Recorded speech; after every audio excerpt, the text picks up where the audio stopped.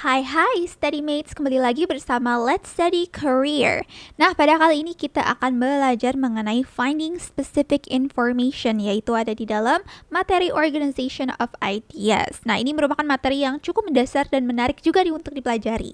Oke, sebelum dimulai tidak lupa juga kita akan memberikan big thanks karena bahan pembelajaran ini dibiayai oleh donatur Let's Study. Sebelumnya, kita perkenalan dulu yuk. Nama aku Naila Marinli Aura Madina, but you guys can call me Marin. I'm an English tutor at Constanta, Bimbingan Belajar, and here are my achievements. Some of them are active mentor for NSDC Debating Championship, National Schools Debating Championship, English tutor at Constanta Education, English teacher at Lestasha, achieved 6th first place National English Debating Championship, also a delegate for Wisconsin Youth Exchange. I scored 800 plus for literasi bahasa Inggris and subtest for UTBK, and National Spelling Bee coach for elementary to high school students. So it's nice to meet you guys. Hope we can learn more together right here at Let's Study. Oke, study mates, ini ada objective materialsnya terlebih dahulu. Apa itu specific information? Bagaimana cara kita menemukan specific information di dalam sebuah teks? Dan juga practices, of course, because practice makes perfect or it can make it better. Alright, so kita akan bahas ketiga ini. Langsung saja kita masuk ke materialnya dulu ya. Sebelum itu kita ingin membahas dulu apa itu specific information ya. Kalau di literasi bahasa Inggris ini seringnya di UTBK sih, tapi sama juga untuk di TOEFL, IELTS, and Duolingo English test or any English proficiency test ini sering keluar juga specific information. Ini isi soal-soal yang bertujuan mengukur kemampuan peserta dalam mencari informasi yang sangat spesifik dan jelas dari teks yang diberikan. Oke, ini to be honest, this may be one of the most annoying jenis soal. Kenapa? Karena kita harus benar-benar jeli, benar-benar kayak wow, terbuka akan gitu kan, mana ini yang detail-detailnya harus kita cari spesifik karena judulnya juga sangat spesifik. So kita harus bisa menembakkan mana yang kira-kira menjadi jawabannya dan soalnya sedang menanyakan apa. Nah, jenis pertanyaannya ini akan minta teman-teman untuk mencari fakta, angka, nama, atau detail yang spesifik lainnya. So you guys have to be very very careful. Terus, oke, gimana Kak cara menemukan specific information in a text? How do we do that? Study mates, kita ada 4 cara, which is 4 simple steps. Menentukan kata, frasa, atau kunci. Mungkin ini sering study mates lakukan juga ya di dalam let's say bahasa Indonesia, soal-soal bahasa Indonesia gitu kan. Kita harus menemukan kira-kira frasa atau kata kunci mana yang unik dari kata-kata lainnya yang ada di dalam soal tersebut, biar kita bisa mudah mengidentifikasikannya di dalam paragraf-paragraf yang kita ingin carikan gitu. Terus yang kedua, lakukan metode scanning. Oke, scanning and skimming are one of the hardest one. Kenapa itu susah menurut Kak Marin gitu? It's because ini harus dilatih, ini harus menjadikan kebiasaan, harus jadi habit. Kalau mungkin study mates di sini ada yang suka baca, mungkin udah sering scanning dan skimming, udah terbiasa. Nah, bagi yang belum, mumpung masih belajar, study mates boleh banget coba baca koran, baca buku, dan sebagainya dengan mata yang cepat gitu. Biasakan menangkapkan kata-kata yang ada di lembaran kertas itu dengan cepat gitu. Nah, itu siapa tahu untuk tips untuk scanning ya. Oke, yang ketiga juga pahami sinonim kata atau frasa kunci. Sinonim itu apa sih? Sinonim itu persamaan ya, persamaan kata. Pahami dulu bagaimana. Kadang-kadang sinonim itu di bahasa Inggris tingkatannya suka tinggi-tinggi ya, macam-macam. Seperti contohnya kata menjelaskan itu bisa jadi explaining yang kita tahu kan. Oke, explaining. Tapi ternyata ada kata yang lebih tinggi lagi namanya elaborasi gitu. Mungkin teman-teman seringnya mendengarkan explain atau menjelaskan, tapi jarang mendengarkan elaborasi atau elaborate. Mungkin itu diksi yang jarang ditemukan oleh beberapa study mates di sini. Nah, disitulah nomor 3 ini masuk, pahami sinonim kata dan frasa kuncinya. Dan ingat, study mates di dalam bahasa Inggris itu biasanya ada tingkatan vocabulary-nya yang berbeda-beda ya. Jadi ada A1, A2, C1, B1, B2, C1 dan juga C2. Yang paling tinggi itu C2, yang paling rendah itu A1 gitu. Boleh di searching oleh study mates masing-masing ya untuk level-level kosakata yang ada di dalam bahasa Inggris. Alright, number 4, bandingkan informasi pada teks dan pilihan jawaban. Ini last step banget ya. Itu kita setelah scanning, setelah mencari kata-kata kuncinya gitu, kita bisa tahu nge-scan mana nih yang kira-kira ada jawabannya di specific information tersebut. Gitu. Alright, langsung saja kita masuk ke practice deh kalau gitu. Oke, Kak Marin ini gimana deh teknisnya? Jadi gini ya, aku akan menyediakan waktu untuk study mates agar bisa mempause video dan menyimak, mengerjakan dan juga menjawab ya. Jangan lupa untuk dijawab soal-soalnya. Nanti akan ada 10 soal. Study mates bisa pause dan kita akan bahas itu setelah study mates menyelesaikan soal tersebut.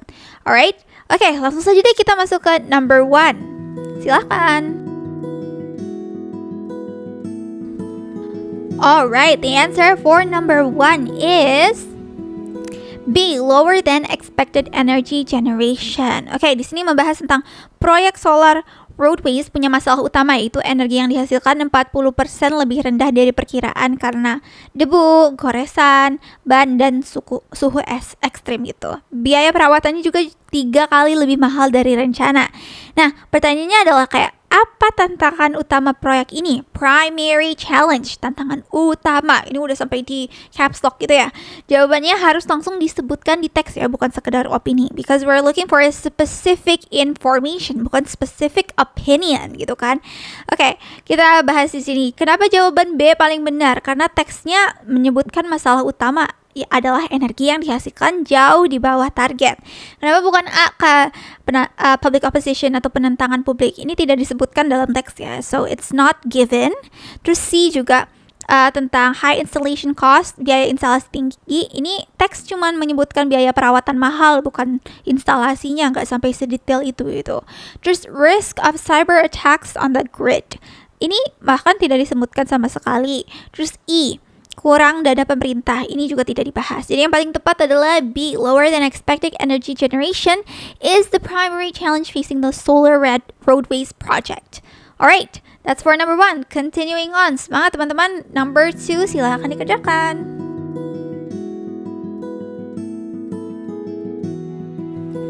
Alright, the answer for number 2 is D, drinking water near a no food or drink sign. Ini yang explicitly prohibited, yang sangat secara eksplisit dilarang gitu. Ini mengenai petunjuk museum dengan cermat ya, kita harus mencarinya dengan cermat. Kita harus menentukan tindakan yang pasti tidak boleh dilakukan sama pengunjung. Yang A, taking photographs, itu boleh ya, asal tanpa flash, seperti yang tertera gitu. Tidak pasti dilarang juga karena bisa saja galeri Mesir punya area foto sendiri gitu, taking photographs in Egyptian gallery. B, bawa tas besar ke sayap impressionist itu di sini aturannya large bags must be stored in lockers. Tapi backpack kan belum tentu tas besar kan, tas kecil mungkin boleh ya. Backpack like small backpack gitu. Terus C, touching a dinosaur bone replica after using sanitizer. Boleh karena teks bilang kan di sini touch sensitive exhibits require sanitized hands gitu. Jadi menyentuh tulang dinosaurus itu pakai sanitizer ya boleh-boleh saja. Terus E ya, kita lihat artefak dalam cahaya redup. Justru di sini kan dianjurkan ya untuk maintain low lighting level. So, the correct answer yang prohibited would be D. Karena teks jelas bilang kalau food and drinks must be stored in lockers. Dan tanda no food or to drink ini memperkuat aturan yang minum air itu pasti dilarang lah gitu. Alright, so next for number 3, silahkan. Alright, the answer to number 3 is C. The crushing pressure of the packed ice caused the crew to abandon the Endurance. Oke, ada kapal ya bernamanya Endurance yang terjebak es di Antartika. Ada masalah besar juga yang memaksa kru meninggalkan kapal gitu. Kita harus temukan alasan langsung kenapa kru harus meninggalkan kapal tersebut. Jawabannya adalah C, karena teks bilang kan the ice's relentless pressure eventually crushed the hull, forcing the crew to abandon the ship. Ada di sini. Nah, tekanan es itu menghancurkan kapal, memaksa kru meninggalkannya. So, itu yang specific information yang kita cari. Kalau yang menyebabkan kru ini untuk segera meninggalkan tempatnya itu adalah karena crushing pressure of the packed ice gitu. Alright, next for number 4. Silahkan.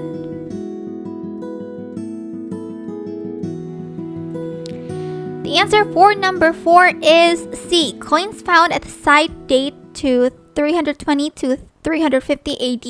Okay. Kita harus mencari fakta ya, confirm fact yang sudah pasti benar, bukan pendapat atau dugaan. Kan fakta itu sesuatu yang benar-benar terjadi ya, sudah terbukti gitu. Jawabannya adalah C, because ini fakta. Teks bilangnya di sini, coins dated 320 to 350 AD. Nah, ini sudah diteliti tahunnya. Oke, StudyMates ini harus mencari frasa-frasa kan tadi yang seperti di materi kita bahas. Kita harus mencari kata kunci yang kira-kira bisa membedakannya di antara lain. Di sini sudah tertera. Berarti ini yang jawabannya menjadi specific information-nya gitu. Sudah menjadikan confirmed fact juga untuk nomor 4 ini. Alright, next number 5. Silakan. The answer for number 5 is C. IF yields marginally greater weight loss but has lower adherence rates. Oke, di sini kita mencari kesimpulannya. Best summarizes the studies. Oke, kesimpulan utama penelitian tentang 2 cara diet ya. IF itu artinya intermittent fasting atau puasa berselang, versus CR atau batas kalori gitu. Perhatikan angka-angka yang penting di dalam teks ini ya, StudyMates. Coba kita lihat, IF itu menurunkan berat badan sedikit lebih banyak. Tapi lebih banyak orang berhenti di IF. Kesehatan metabolik sama baiknya di kedua grup, tapi peneliti juga bilang kedua metode efektif, namun IF itu lebih sulit untuk diikuti. Kenapa jawaban C benar? Karena ini cocok dengan semua fakta di atas ya. 8.2 kg versus 7.5 kg itu sedikit lebih baik. Terus 22% versus 15% drop out itu lebih sulit diikuti. Drop out itu tidak diikuti ya, maksudnya drop out aja keluar gitu. So itu udah sesuai dengan datanya. Makanya nomor 5 jawabannya adalah C. Alright, number 6 silakan.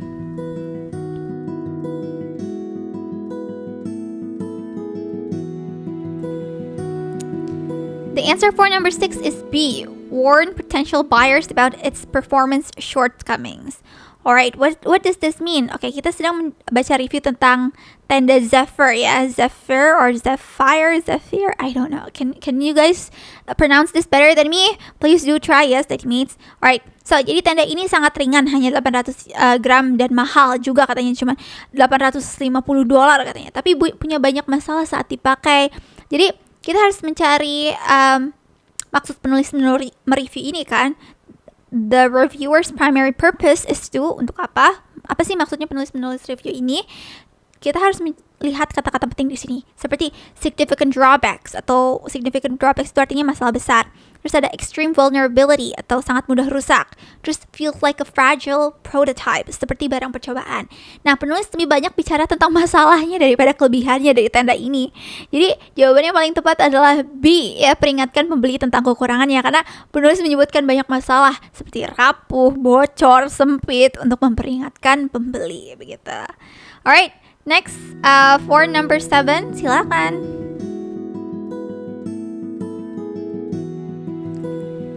The answer for number 7 is C. Her key data photo 51 was used without her full knowledge or consent.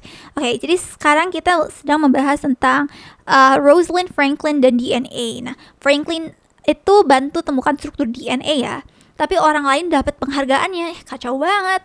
Nah, pertanyaannya, kita harus mencari bukti bahwa kontribusi Franklin itu tidak diakui dengan baik. Di sini kita bisa melihat kata kuncinya relied heavily on Franklin's data. Pakai data Franklin gitu kan. Shared without her full knowledge or consent, tanpa izin lengkapnya. Jawabannya yang paling tepat adalah C, karena ini langsung menunjukkan karyanya dipakai tanpa pengakuan pantas begitu. Alright, next question for number 8. Silakan. The answer for number 8 is C, revealing his true identity to Polyphemus. Oh my god, this is about Odysseus kan? Oke, siapa ya di sini yang suka nonton Epic the Musical? Silakan absen di kolom komentar. Alright, ini bagi yang belum tahu, StudyMates, ini mengenai Odysseus yang berhasil kabur dari Cyclops. Ini dari kisahnya Homer ya, The Odyssey gitu, Greek mythology lah gitu. Cyclops itu apa? Raksasa bermutu satu bernama Polyphemus. Tapi dia buat kesalahan yang menyebabkan dikutuk oleh Poseidon. Mungkin StudyMates sudah tahu Poseidon apa ya, dewa laut gitu ya. Nah, pertanyaannya, kita harus mencari kesalahan langsung yang menyebabkan kutukan Poseidon gitu kan. Awalnya Odysseus bilang namanya nobody, supaya aman gitu. Tapi pas dia mau pergi, dia malah teriak nama aslinya ke Polyphemus gitu kan. Ya aduh ya ampun, karena tahu nama aslinya ya Polyphemus bisa minta tolong ayahnya, which is Poseidon, untuk mengutuk Odysseus gitu. Jawabannya C, karena inilah yang memungkinkan Polyphemus memberitahu Poseidon siapa yang harus dikutuk gitu. What specific mistake? Yang menjadi specific mistake-nya itulah revealing his true identity to Polyphemus. Alright? Ini study mates yang belum nonton Epic the Musical atau belum dengerin lagunya, I would highly recommend this. Banyak vocabulary-nya yang bagus-bagus, dan siapa tahu ada yang suka lagu-lagu dan juga musikal-musikal, bisa check out Epic the Musical ya. Alright. Okay. Next, number 9. Boleh silakan.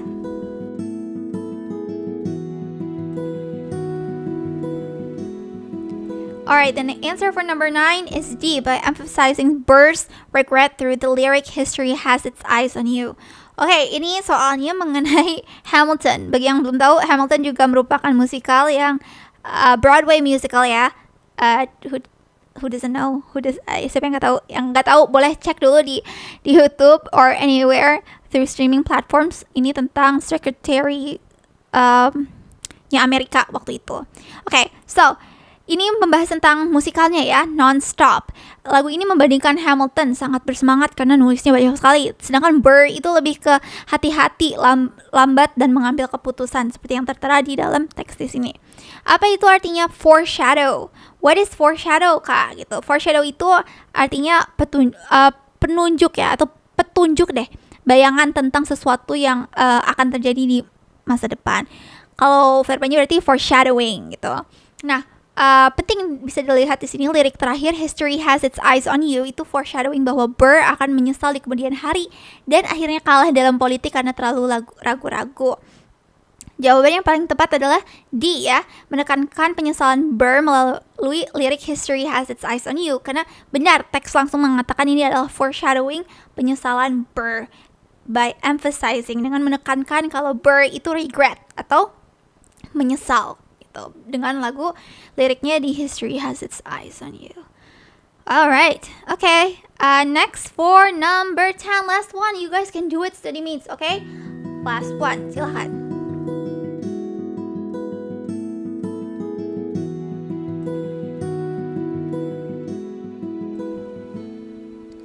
The answer for number 10 is E, the India-Pakistan Paralympic Athlete Exchange. Okay, di sini sedang membahas diplomasi budaya, alright? So, kegiatan seni atau olahraga yang benar-benar berhasil memperbaiki hubungan antar negara, bukan hanya simbolis, tapi ada hasil nyata. According to the report, which initiative directly demonstrates effective cultural diplomacy. Mana yang langsung secara nyata, bukan hanya simbolis, memperbaiki hubungan antar negara. Di sini contoh dalam teksnya membahas tentang festival seni di Cyprus ya. Terus ada pertukaran atlet India-Pakistan yang 92% warganya itu melaporkan pandangan lebih positif. Kata kuncinya apa nih di sini? Measurable attitude shifts, yang artinya perubahan sikap yang bisa diukur. Dan juga hanya terjadi saat ada grassroots participation. What does that mean? Itu melibatkan masyarakat langsung, bukan hanya simbol. Jadi jawaban yang tepat adalah E ya, E. Karena 92% warga melaporkan pandangan membaik, hasil nyatanya begitu. Terus melibatkan atlet juga kalau partisipasinya langsung atau grassroots gitu. Jadi hanya E yang menunjukkan kegiatan dengan hasil yang terukur. Wow, that was a lot. That was a mouthful. That was a handful actually. Tadi kita sudah bahas 10 jenis soalnya. 10 jenis soal. 10 practice soal-soal ya, study mates. Nah, tadi juga kita sudah bahas beberapa materi. Cuman di sini key main takeaways-nya itu kita harus selalu ingat what is specific information dan juga how to find specific information in a text ya, seperti yang tadi di atas. Dan practice a lot, guys. Practices makes perfect, alright? Okay, that is all for finding specific information. Semoga berguna untuk study mates. Nah, dengan itu kita menutup pembelajaran kita pada video kali ini. Terima kasih kepada donatur Let's Study yang sudah membiayai dalam produksi materi ini. Untuk para study mates bisa loh review kembali bahan pembelajaran ini secara lengkap melalui playlist Let's Study Career ataupun Let's Study English or website Let's Study loh. Jangan lupa juga untuk cek video lainnya untuk video pembelajaran gratis dari Let's Study. Nah, StudyMates juga bisa support Let's Study dengan berdonasi seikhlasnya dengan scan QR di layar ini. Selain donasi dalam bentuk uang, StudyMates juga bisa share platform Let's Study kepada teman sekitar atau membagikan info platform Let's Study ke social media StudyMates. Saya Marin Lee and that's all from me. Thank you for watching and see you in the next video. Bye!